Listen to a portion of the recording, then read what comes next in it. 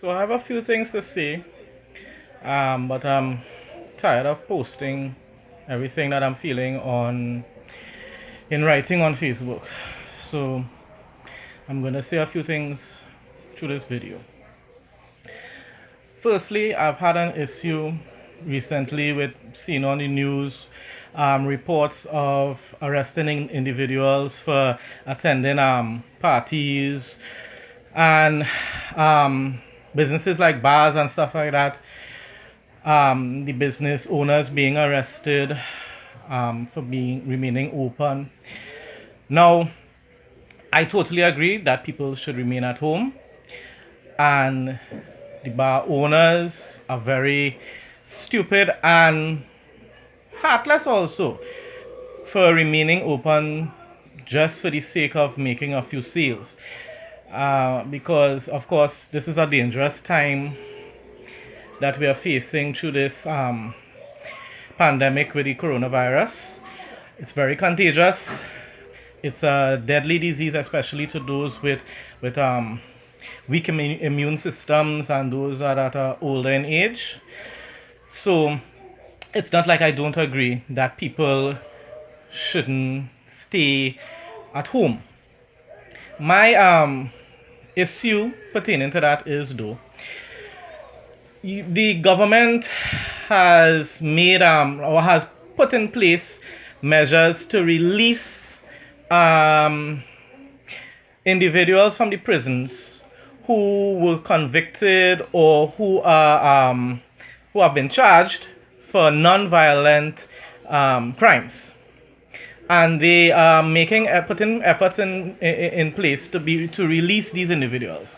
Yet you are turning around on the other hand and incarcerating people for other non-violent offenses. Attending a COVID party is stupid, it's irresponsible, but it is not violent. A bar person who was trying to remain open to make a few sales, it was irresponsible, and the police officers had a right to tell him to close, but you're going to arrest that person and give that person a police record when he probably never once committed an actual illegal offense before in his life that was worth being arrested for, probably traffic offenses and so forth. They could have put in place tickets or whatsoever, fines for these people for committing these offenses. Other countries around the world are not actually incarcerating people for making these offenses or committing these offenses. Yet in wonderful Trinidad and Tobago, our law enforcement and our government are promoting the incarceration of people who are just committing very irresponsible acts. And yet, on the other hand, you're going to release individuals from the jails, from the prisons that are so-called non-violent offenders. How that makes sense? How does that make sense? That is just spinning top in mud. That is simply just spinning top in mud. It makes no sense whatsoever. So that is my first concern. And then, secondly, my other concern, which is one of the most major concerns that I have right now, is that this is going on now for nearly, probably approximately more than a month now. And not a majority, but a high percentage of individuals in our country literally live paycheck to paycheck, salary to salary. They have no savings because they can't afford to have a savings. The cost of living is very high in Trinidad. Bills, there are many people who can't even pay their bills under normal circumstances. They owe certain bills and then have to borrow to be able to pay it. Many are in debt. And then these hypocrites will come on Facebook and comment and say, why didn't you save from before? Many people got enough time to be able to save. How can you save when usually under normal circumstances you weren't able to save either? Where do these hypocrites expect people to get the money to be able to save for a situation or a crisis like this? Where do you want them to get that money? No, but you know why? It's because it's the middle class and the upper class, the rich people who could afford to stay home for a couple months that will make these outrageous, stupid comments. Right? Stay home and stay safe. Yes, they can afford to do that. But the person who is working paycheck to paycheck and has 3-4 children, and right now they're home and they can't even feed their children or feed themselves, how you expect them to stay home and stay safe? Stay home and stay safe and do what? Starve. That is what they're doing. Literally starving.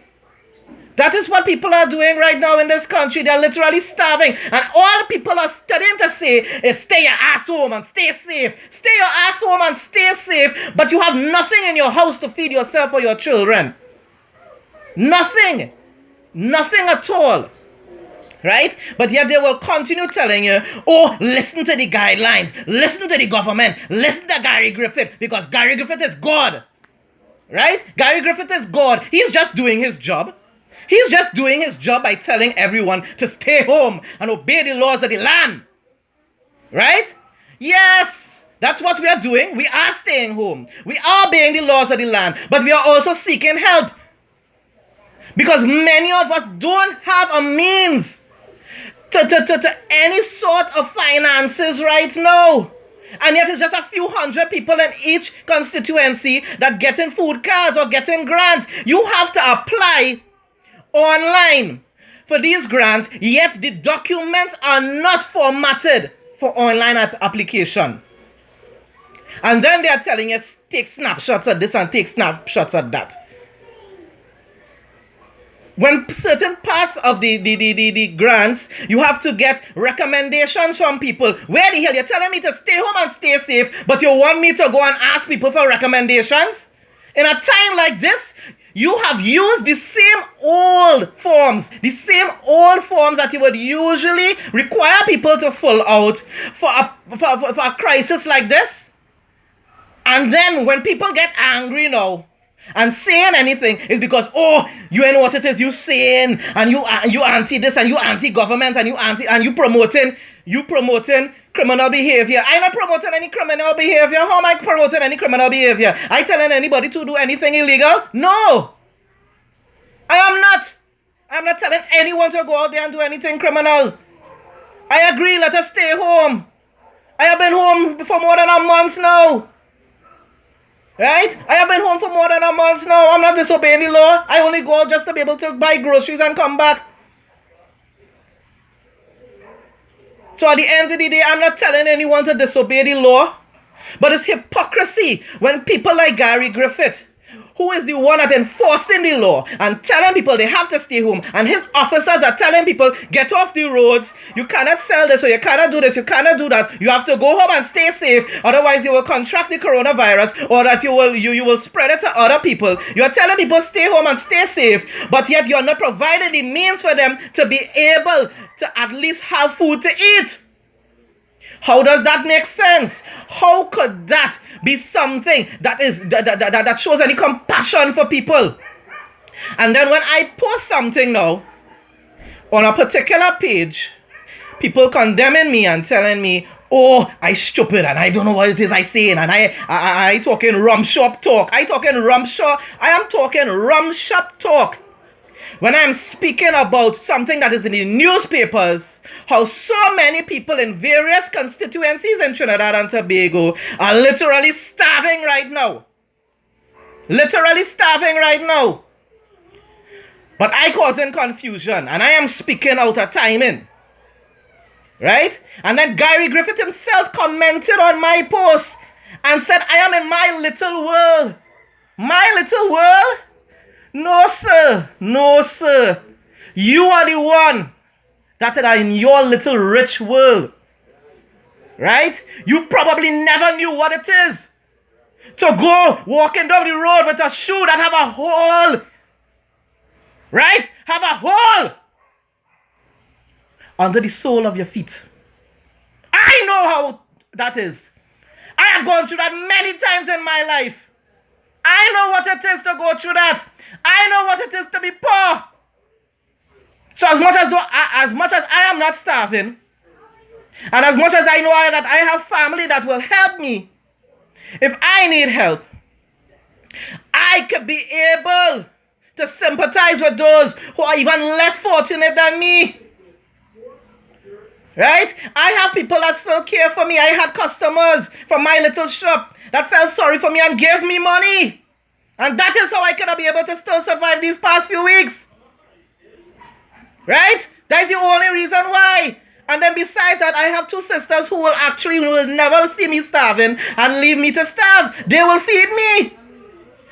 But how many outside there will be able to be fortunate like me to have someone who will take care of them? There are families who struggle usually, but they usually still have some source of income by going out there and working. What are they to do in a time like this when they have to stay home and stay safe? Stay safe while they're starving? How is that safe? How is that safe? Huh? But then I am being accused of being heartless. Right? I am being accused of being heartless. I am being accused of not supporting Gary Griffith. Yes. The Police Commissioner of Trinidad and Tobago, who is doing a wonderful job. And oh, how is it relevant? How is it relevant about the financial crisis of the individuals in our country? How is it relevant to make a post like that on the I Support Gary Griffith page? Yet I keep explaining to people over and over again that it is relevant because he's the one enforcing the law of people having to stay home.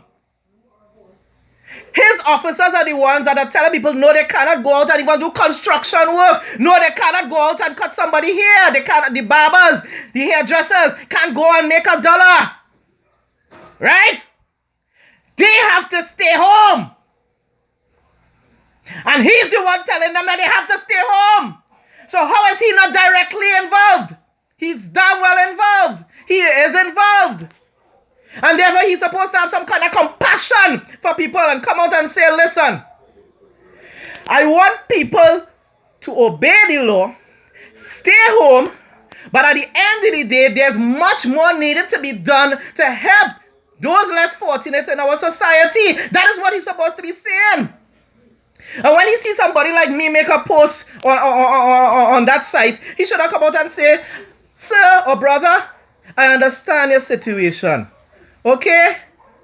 But there's not much that I could do. But yes, I could publicly say that more needs to be done. More needs to be done. Because there are many people who are complaining in the various villages, the various communities, that they are not receiving any sort of assistance whatsoever. What is so hard in him doing that? Why he cannot do that? Eh? He's not a citizen also? He's not a human being also?